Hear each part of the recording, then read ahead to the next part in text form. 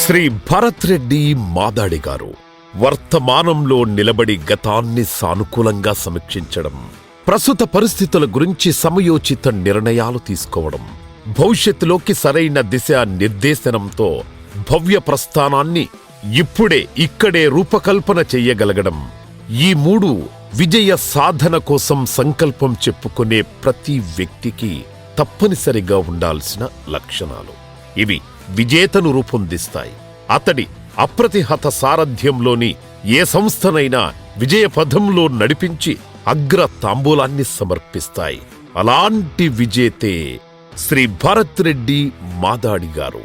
విశిష్ట విశ్వవిద్యాలయాలలో ఉన్నత విద్యలు, ఆ విద్యల వల్ల చేకూరిన విజ్ఞాన వినయ విధేయతలు, వాటి వల్ల వివిధ వ్యాపార రంగాల్లో చేపట్టిన సమున్నత పదవీ బాధ్యతలు, ప్రముఖుల పరిచయాలు, ఇవన్నీ భరత్ రెడ్డి మాదాడి గారికి సంపూర్ణ వ్యక్తిత్వాన్ని సంతరింపజేశాయి.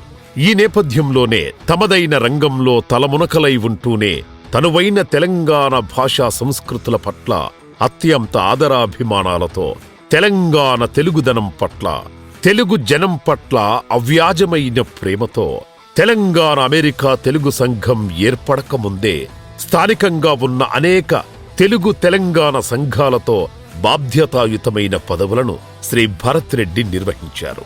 తనవారు ఎక్కడున్నా ఎలాంటి పరిస్థితుల్లోనైనా నిండు మనస్సుతో తన వంతు సహాయ సహకారాలందించడంలో సదా ముందుంటారు మన శ్రీ భరత్ రెడ్డి గారు. అమెరికాలో తెలంగాణ తెలుగు భాషా సంస్కృతి సంప్రదాయాల పరివ్యాప్తి కోసం శ్రీ పైళ్ల మల్లారెడ్డి గారు తెలంగాణ అమెరికా తెలుగు సంఘాన్ని ఏర్పర్చినప్పుడు నేనున్నాను అంటూ మన భరత్ రెడ్డి గారు వారికి చేదోడు వాదోడుగా నిలిచారు.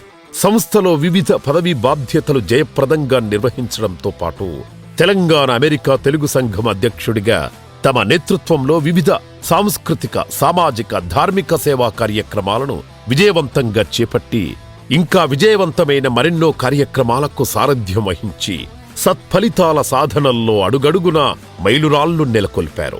తమ 20 ఏళ్ల సేవా చరిత్రలో లాభాపేక్ష లేని అనేక సేవా సంస్థల ద్వారా సామాజిక సేవలు చేసి నేటికి అదే బాటలో పయనిస్తున్నారు.